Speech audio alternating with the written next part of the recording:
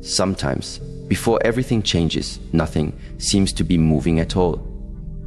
There is stillness, not the kind of stillness that makes you feel idle, but the kind that feels sacred. Something inside you pauses, not because you're confused, but because your soul is listening. When a woman is on the threshold of transformation, the world around her might look unchanged, but her inner world becomes unmistakably different. A soft alertness awakens inside her. The people she once chased no longer interest her. The situations she once tolerated now irritate her spirit. It's not bitterness, it's alignment. This shift is not dramatic like lightning. It is quiet like dawn, and yet it is irreversible. You begin to notice that you can't go back to who you were, even if you tried. The old self feels like a dress that no longer fits your body or your soul. This is not a breakdown. It is a breakthrough, a divine recalibration, a sign that God is preparing you for a life that's been waiting for your readiness. When this shift begins, the body whispers, the emotions speak, and everything that once made noise in your life suddenly feels distant. Not because it's gone, but because you're rising. Sometimes in life, there are no loud announcements, no flashing signs, no dramatic warnings. Instead, there is silence, a kind of stillness that is not empty, but full of insight, full of preparation, and full of sacred signals that something is about to change. This kind of silence does not come to distract you. It arrives to recalibrate you. When a woman is on the edge of a divine shift, the first thing she often notices is not chaos, but quiet, the kind of quiet that pulls her inward, that invites her to listen deeper and to observe without reacting and to sense what her eyes can't yet see. The noise of the external world starts to feel heavier, almost intrusive, and so she naturally withdraws, not out of fear, but from an intuitive knowing that the answers she seeks won't be found outside of her. This inner silence is not the same as being passive. It is active awareness. It is what ancient teachings referred to as the fertile void, a space in which transformation brews not through force, but through presence. Neuroscience today echoes this concept through studies on the brain's default mode network. When a person enters a state of quiet reflection, absent from external stimuli, this network becomes activated, promoting introspection, insight, and creativity. The brain, in essence, begins to reorganize itself. You may have experienced this without knowing, a moment when your usual distractions, your phone, your habits, even certain relationships, suddenly lose their grip on your attention. You no longer have the energy to chase them. You sit in a room and instead of turning on the television or reaching out for company, you find yourself just being, eyes open, thoughts swirling, but the impulse to react fades. That is not weakness. That is your nervous system resetting. That is your emotional intelligence rising. This silence reveals what noise conceals. You start to notice the small things again. The sound of your breath, the weight of your emotions, the texture of your inner dialogue. You realize how much you've been carrying. And for the first time in perhaps years, you don't rush to escape it. You feel the grief. You acknowledge the resentment. You admit the longing. And somehow, instead of drowning, you float. One woman shared her experience after years of being in a relationship where she was always trying to prove her worth. She said, "I didn't even know what peace sounded like until he stopped calling. The first few days were painful. But then the silence became my healing. I began to hear myself again." Her story isn't rare. Many women only begin to recognize their own voice after the distractions disappear. Sometimes the greatest revelations are born in solitude. This phase, when inner silence becomes loud, is often misunderstood. Outsiders may assume you're distant, cold, or depressed, but in truth, you're becoming deeply intimate with your own soul. You are re-establishing a connection that got lost beneath years of pleasing others, performing for approval, or surviving emotional storms. This stage is sacred. It is here that you begin to stop apologizing for your need for space, for depth, for meaning. In relationships, this shift shows up as a refusal to engage in shallow patterns. You stop over-explaining. You stop seeking closure from people who were never open to honest communication. You stop lowering your voice so others can feel taller. This isn't rebellion. This is evolution. You are learning that love should not require the loss of your inner peace. The inner silence prepares you for clarity, and clarity prepares you for choices, not impulsive ones, but intentional ones. You begin to ask different questions. Is this aligned with who I am becoming? Does this bring me closer to peace or further from it? These are not just mental inquiries, they are embodied decisions. The body keeps score, as the trauma expert Bessel van der Kolk says, and your body begins to tell you, through tension, fatigue, or intuition, what relationships are draining and what environments are dishonoring your growth. As you sit longer in the quiet, you begin to separate your truth from your trauma. You begin to realize which parts of your personality were shaped by survival and which were born from authenticity. The silence becomes a mirror, not the kind that reflects your appearance, but the kind that reflects your soul. And in this mirror, you finally see the version of you that has been waiting to be noticed, not the performer, not the people pleaser, not the anxious fixer, but the steady, clear, awake woman who is no longer afraid of her own presence. This silence is not the end of something. It is the womb of something. And while the world around you may question your withdrawal, the universe within you celebrates your return. From this quiet awakening, something else begins to emerge, the loosening of attachment to old patterns. This is where the second sign reveals itself. As you become more attuned to your inner world, your tolerance for emotional chaos begins to shrink. What once seemed acceptable now feels suffocating. It's not that you suddenly dislike people or places. It's that your energy no longer matches what you once tolerated. There is a moment when a woman looks at her life and thinks, I can't keep doing this. Not in a dramatic way, but in a sincere, deep, embodied knowing. The way she shows up in relationships shifts. She stops begging for reciprocity. She stops romanticizing inconsistency. She sees patterns she never saw before, not just in others, but in herself. This isn't rejection, it's release. Detachment is not coldness, it is clarity. And clarity does not require confrontation, it only requires truth.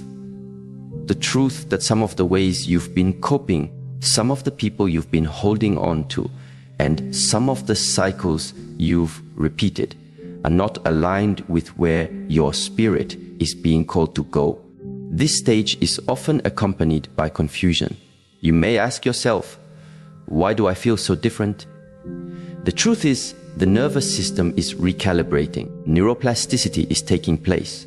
Your brain, after repeated experiences of pain or disappointment, begins to rewire itself when you decide, even quietly, this is not what I want anymore. Cognitive behavioral psychology calls this cognitive restructuring. You begin to challenge old beliefs, such as, I have to be needed to be loved, or if I set a boundary, I'll be abandoned. And slowly, a new internal script forms. I can be loved for who I am without overextending. Or, if someone leaves because I honor my needs, they were never meant to stay. One woman shared that after 15 years of constantly fixing broken relationships, she sat on her porch one morning and just whispered, I'm done. Not in bitterness, not in anger, but in peace. That same week, she deleted old conversations, stopped checking who viewed her stories, and blocked the man who only reached out when he needed comfort, but never gave it. For the first time, she felt light. That lightness wasn't because someone else changed. It was because she did. This emotional detachment doesn't mean you stop caring. It means you start caring wisely. You recognize that your attention is a form of currency. And just like your money, your energy must be invested, not spent. You start recognizing emotional overdrafts. You see where you've been giving love like it's a loan, hoping someone would pay it back with commitment or validation. But now you don't wait for repayment. You choose to write it off and walk away. This is emotional maturity. It's when your peace becomes more important than proving your point. When you'd rather lose a relationship than lose your self-respect. And slowly, your standards rise, not out of ego, but out of evolution. You no longer entertain what makes your soul shrink. There is a psychological term called extinction burst. It describes how, when a habit begins to die, it fights back. So don't be surprised if, in this stage, the people you've distanced from suddenly reach out. The old cravings may spike. The urge to go back might whisper. But if you stay grounded, if you breathe through the discomfort, the pattern will pass. And on the other side of that wave is freedom. One of the most beautiful outcomes of this detachment is the ability to observe without reacting. You start seeing people as they are, not as you hoped they would be. You learn to love from a distance, to pray for people without letting them break you, to forgive without re-inviting chaos. This detachment also sharpens your inner compass. You become less influenced by external pressure and more aligned with internal purpose. The compliments don't sway you. The criticism doesn't shake you. You start moving from within. And that is when everything begins to shift. Not because the world has changed, but because your alignment has. You have returned to yourself. And from that place, all decisions, all connections, and all dreams begin to take root in sacred soil. There comes a point in a woman's life when she no longer wonders why certain people have disappeared from her journey. She stops chasing explanations. She stops trying to glue broken connections back together. And instead, she begins to recognize a powerful and mysterious truth. Relationships reflect the state of our inner world. They are mirrors. They do not lie. As her awareness deepens, as she grows emotionally, spiritually, and energetically, her relationships start shifting too. Not because she has become arrogant or distant, but because her frequency has changed. What used to attract her no longer holds power. What once seemed like love, she now sees as emotional addiction. What felt like passion, she now recognizes as unresolved trauma playing dress up. The beauty of this moment is that it doesn't come with dramatic arguments or loud exits. It happens in whispers, in quiet choices, in gentle detachment. It is the shedding of who she no longer is. This process is rooted in resonance. Just as two musical instruments tuned to the same frequency will vibrate together, human beings are drawn toward others who match their internal energy. This is not mystical theory. It's supported by neuroscience. The principle of emotional contagion explains how emotions, attitudes, and even levels of awareness can be transferred through social contact. Our brains are wired with mirror neurons, which respond to the emotions of those around us, often without conscious awareness. That's why being around anxious people can make us anxious. It's why peace feels contagious. And it's why, when a woman evolves internally, she naturally becomes uncomfortable in emotionally unhealthy environments. One woman shared her story after going through deep inner work. She had spent years trying to hold on to friendships that drained her, to romantic connections that only thrived when she was silent and self-sacrificing. But after she began healing, meditating, and building boundaries, something strange started to happen. Her phone stopped ringing. People who once sought her out daily became distant. She felt rejected at first, but over time, She saw the truth. They didn't abandon her. Her evolution simply outgrew the frequency they were operating on. She said, they weren't bad people, but I had changed, and they didn't know how to relate to this version of me that no longer needed validation. This reflection is not meant to create judgment toward others. It's about understanding energetic mismatch. Relationships require energetic compatibility, not perfection, but alignment. If someone thrives on chaos and you've moved towards stillness, there will be friction. If someone feeds on attention and you've moved into quiet sovereignty, there will be distance. It's not a failure. It's an indication that you're stepping into a new layer of truth. The change in resonance also brings something else: clarity. You begin to sense people's intentions without needing them to explain. You feel the undercurrent of their energy. You walk into a room and intuitively know who is at peace and who is masking pain. This sensitivity is not emotional fragility. It is strength. It's the sharpened edge of inner work. You can no longer ignore what your spirit feels. You can't pretend a smile is sincere when your intuition knows it's hollow. You can't maintain small talk when your soul craves authenticity. In romantic relationships, this new clarity can be jarring. The partner who once felt like home may now feel like confinement. The emotional games that once thrilled you now exhaust you. You crave depth, presence, truth. You no longer find safety in potential. You seek reality, and that may mean walking away from people you still love. Not because they are unworthy, but because love without alignment is not peace. It's pain in disguise. When you shift internally, you stop trying to be chosen. You start choosing.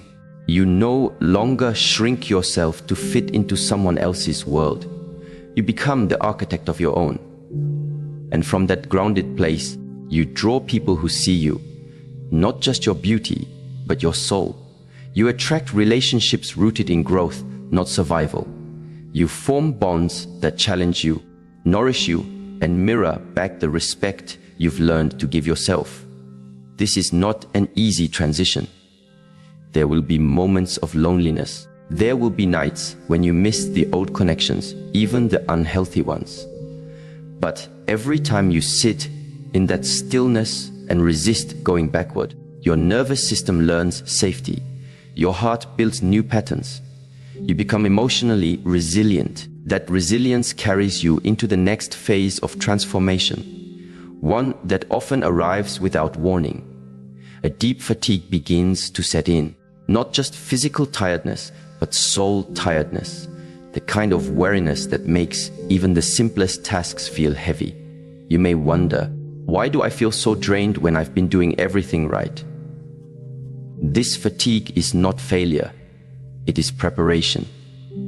In the journey of transformation, the body often slows before the spirit rises. This exhaustion is not just emotional, it's neurological. As the brain adapts to new habits, boundaries, and perceptions, it uses more energy. Neural rewiring is labor-intensive. Studies show that when we form new behavioral patterns, especially those that challenge deeply ingrained emotional responses, our prefrontal cortex, the part responsible for conscious decision-making, becomes hyperactive. This mental overwork leads to what many call decision fatigue.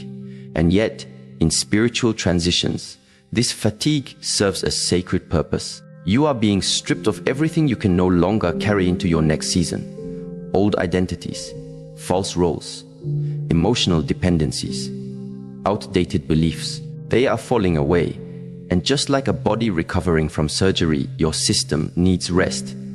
Not because you are lazy, but because you are healing. During this period, many women feel confused. Their lives may look stable from the outside, jobs, relationships, routines. But inside, everything feels uncertain. The old goals no longer motivate. The usual distractions feel dull. Even ambition pauses. But this pause is not permanent. It is the space where recalibration happens. there is a short story of a woman named Elena who, after years of emotional turmoil, finally found peace in her solitude. For the first time, she was sleeping well, eating healthy, and setting boundaries. But strangely, she felt exhausted all the time. She described it as a bone, deep tiredness. Her therapist explained, "You are not tired from doing nothing. You are tired from carrying the weight of transformation." That moment shifted her perspective. She stopped resisting the fatigue and began honoring it as part of her awakening. This kind of fatigue often precedes a sudden, almost electric clarity. One morning, you wake up and feel different. Not euphoric, but calm. You open your eyes and know what you need to do. The relationship you need to leave, the habit you need to break, the space you need to claim. It comes not as a loud voice, but as a gentle knowing. Your body feels lighter. Your heart feels aligned. You move with intention, not urgency. This wave of clarity does not erase the fatigue. It transforms it. You start viewing rest as a tool, not a weakness. You stop explaining your need for space. You no longer push yourself to match others' pace. You walk in rhythm with your soul. In relationships, this manifests as emotional precision. You know who brings you peace and who brings you pressure. You recognize who fuels your spirit and who confuses your clarity. And without malice, without drama, you begin to step away from the latter, not because you're better, but because you're becoming whole. This kind of emotional refinement is rare in a world that romanticizes speed and productivity. But in this stage, you choose presence over performance. You realize that doing less can bring you more peace, more clarity, more real love. One of the greatest gifts of this phase is that you stop forcing outcomes. You stop trying to control every detail. You allow things to unfold. You trust divine timing. And as your body recovers, as your soul aligns, you start seeing the beauty in uncertainty. You begin to understand that rest is not the opposite of progress. It is its foundation. This newfound clarity leads to decisions that once felt impossible, leaving that relationship that drains you, saying no without guilt, investing in your peace. These are not acts of rebellion. They are acts of self-respect. And slowly, as the fatigue lifts, you rise, not in noise, but in quiet certainty. Not in ego, but in grounded awareness. You begin to live not just with intention, but with alignment. You become a woman who moves through the world not seeking validation, but radiating truth. And from this truth, all things begin to realign. Your health, your relationships, your sense of purpose. Because when the internal changes, the external must follow. And the life you once prayed for begins to meet the woman you've become. There is a stage in a woman's transformation where her desire for external noise fades into a deep craving for solitude. But unlike the isolation that comes from sadness or rejection, this solitude feels sacred. It is not loneliness. It is not absence. It is presence. Pure, clear, undistracted presence.